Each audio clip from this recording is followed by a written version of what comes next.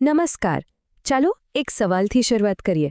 શું ક્યારે એવું વિચાર્યું છે કે આપણી રોજની નાની નાની આદતો, જે આપણે કદાચ ધ્યાન પણ નથી આપતા, એ આખી પૃથ્વી પર કેટલી મોટી અસર કરી શકે છે? હા, આજે આપણે બસ એ જ વાત કરવાના છીએ, એકદમ પ્રેક્ટિકલ ગાઈડ વિશે, જેનું નામ છે ગ્રીન ચાર્ટર. અને આ ખાસ કરીને સ્કૂલના સ્ટુડન્ટ્સ માટે એકદમ પરફેક્ટ બ્લૂપ્રિન્ટ જેવું છે, જે આપણને શીખવશે કે ક્લાઇમેટ ચેન્જ સામે લડવા માટે આપણે આપણા રોજિંદા જીવનમાં શું કરી શકીએ છીએ. તો ચાલો આ વિષયમાં થોડા ઊંડા ઉતરીએ. સૌથી પહેલો અને સૌથી અગત્યનો સવાલ તો એ છે કે આપણે આટલી ઉતાવળ શું કામ કરવી જોઈએ? જુઓ, ગ્લોબલ વોર્મિંગ અને ક્લાઇમેટ ચેન્જ હવે કોઈ દૂરના ભવિષ્યનો ખતરો નથી. એ અત્યારે આપણી નજર સામેની વાસ્તવિકતા છે. તો પછી મોટો સવાલ એ છે કે આ બદલાતી દુનિયામાં આપણી ભૂમિકા શું હોવી જોઈએ? એટલે મનમાં એક મોટો સંઘર્ષ ઊભો થાય છે. શું આપણે બસ હાથ પર હાથ ધરીને બેસી રહીએ અને સરકારો કોઈ ઉકેલ લાવે એની રાહ જોઈએ? કે પછી આ જવાબદારી આપણી પોતાની પણ છે? સ્ત્રોત એકદમ સ્પષ્ટ છે. આપણે હવે રાહ જોઈ શકીએ એમ નથી.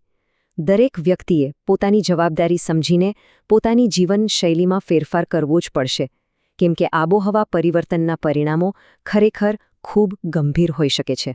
તો જો આપણે જાતે જ કંઈક કરવું હોય, તો સૌથી પહેલાં એ સમજવું પડે કે પર્યાવરણ પર આપણી અસર છે કેટલી, અને એને માપવા માટે એક ખાસ શબ્દ છે, કાર્બન ફૂટપ્રિન્ટ. શું આ શબ્દ પહેલાં સાંભળ્યો છે? ચાલો આજે એને એકદમ સરળ ભાષામાં સમજીએ. આપણી કાર્બન ફૂટપ્રિન્ટ એટલે શું? એ આપણી રોજિંદી પ્રવૃત્તિઓનો સરવાળો છે.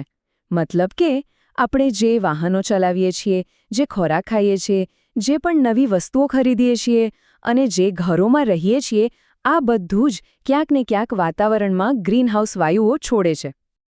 તો એની ચોક્કસ વ્યાખ્યા શું થઈ? કાર્બન ફૂટપ્રિન્ટ એટલે આપણા દ્વારા, પછી ભલે એ સીધી રીતે હોય કે આડકતરી રીતે, વાતાવરણમાં છોડવામાં આવતા ગ્રીનહાઉસ વાયુઓનો ટોટલ જથ્થો. અને એને સામાન્ય રીતે કાર્બન ડાયોક્સાઇડ એટલે કે CO2ના પ્રમાણમાં માપવામાં આવે છે. પણ અહીંયા એક મોટી સમસ્યા છે. આપણું આખું અર્થતંત્ર, આપણી આખી જીવનશૈલી આજે પણ પેટ્રોલ, ડીઝલ, કોલસા જેવા અશ્મિભૂત ઈંધણ પર જ ચાલે છે. આનો સીધો મતલબ એ છે કે આપણે ઈચ્છીએ તો પણ રાતોરાત બધું ઉત્સર્જન બંધ નથી કરી શકતા. તો પછી આનો રસ્તો શું? આનો ઉકેલ ઓફસેટિંગના સિદ્ધાંતમાં છે. ઓફસેટિંગ એટલે સંતુલન. જો આપણે આપણું ઉત્સર્જન સાવ બંધ ન કરી શકીએ, તો આપણે એને બેલેન્સ કરવું પડશે. એકદમ સરળ શબ્દોમાં કહું તો આપણે જેટલો કાર્બન વાતાવરણમાં ઉમેરીએ છીએ, બસ એટલો જ કાર્બન વૃક્ષો વાવીને અથવા તો સોલર અને વિન્ડ એનર્જી જેવા ક્લીન ઓપ્શન્સ અપનાવીને શોષી લેવો પડે. સારું, તો આ બધી થિયરી થઈ, પણ એને પ્રેક્ટિકલી કેવી રીતે અમલમાં મૂકવી? આના માટે જ ગ્રીન ચાર્ટર આપણને 5 મુખ્ય પિલર્સ પર આધારિત એક સરસ ફ્રેમવર્ક આપે છે. આ 5 સ્તંભો છે: ઊર્જા, પાણી, આપણો વપરાશ, આપણી અવરજવર અને પ્રકૃતિ. બસ આ 5 ક્ષેત્રોમાં જો આપણે નાના નાના ફેરફાર કરીએ ને, તો પણ એક મોટો બદલાવ લાવી શકીએ છીએ. ચાલો આમાંથી કેટલાકના ઉદાહરણો જોઈએ. પહેલો પિલર છે ઊર્જા, જેમાં સોલર એનર્જી પર ખાસ ભાર મૂકવામાં આવ્યો છે. જરા વિચારો, દરેક ઘરની છત પર સોલાર પેનલ હોય તો. અને બીજું છે સ્માર્ટ મોબિલિટી. એનો મતલબ છે કે આપણે રોજિંદી મુસાફરી માટે કાર કે બાઇકને બદલે સાયકલ, પબ્લિક ટ્રાન્સપોર્ટ અથવા તો ઇલેક્ટ્રિક વાહનોનો વધુને વધુ ઉપયોગ કરીએ. ઓકે, હવે એક આંકડો સાંભળો, અને આ આંકડો ખરેખર તમને વિચારતા કરી દેશે. ખબર છે, આપણે જે વીજળી બચાવવાની નાની નાની આદતો પાડીએ ને, એનાથી આપણું લાઇટ બિલ અને પર્યાવરણને થતું નુકસાન બંને કેટલું ઘટી શકે છે? અંદાજ લગાવો. લગભગ 40%. હા, 40% સુધી. આ બહુ મોટો આંકડો છે. ચાલો એક સરખામણી જોઈએ કે આપણી સામાન્ય આદતો અને ગ્રીન હેબિટ્સમાં શું ફરક છે. જેમ કે ટીવી કે બીજા ઉપકરણોને સ્ટેન્ડ બાય પર રાખવાને બદલે એને પ્લગમાંથી જ બંધ કરવા, રૂમમાંથી બહાર નીકળતી વખતે લાઇટ, પંખા બંધ કરવા, અને દિવસ દરમિયાન લેમ્પ ચાલુ કરવાને બદલે બારી ખોલીને કુદરતી પ્રકાશનો ઉપયોગ કરવો. આ બધા નાના ફેરફારોથી ખરેખર બહુ મોટી બચત થઈ શકે છે. આગળનો મુદ્દો છે સભાન વપરાશ. જેમ કે કાગળનો બગાડ ટાળવો. કંઈ પણ પ્રિન્ટ કરતા પહેલાં એકવાર પોતાની જાતને પૂછો કે શું આની પ્રિન્ટ કાઢવી ખરેખર જરૂરી છે? અને જો હા, તો પહેલાં કમ્પ્યુટર પર જ એને બરાબર એડિટ કરી લો.